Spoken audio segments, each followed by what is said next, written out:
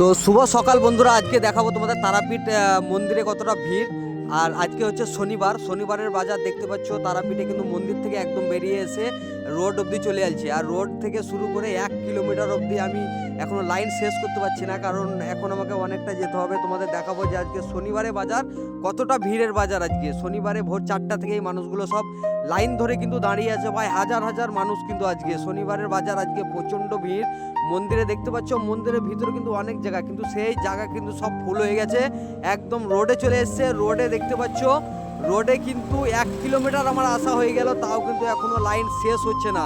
মানে ভাবতে পারছো যে আজকে তারাপীঠ মন্দিরে কতটা ভিড়, শনিবারের বাজারে কতটা ভিড়।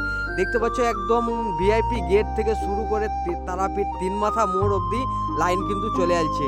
তোমাদেরকে দেখাচ্ছি আমি, এখনো কিন্তু মানে আমার অনেকটা আশা হয়ে গেলে এখনো লাইন শেষ হচ্ছে না। তো দেখো আজকে তারাপীঠে ভিড়টা।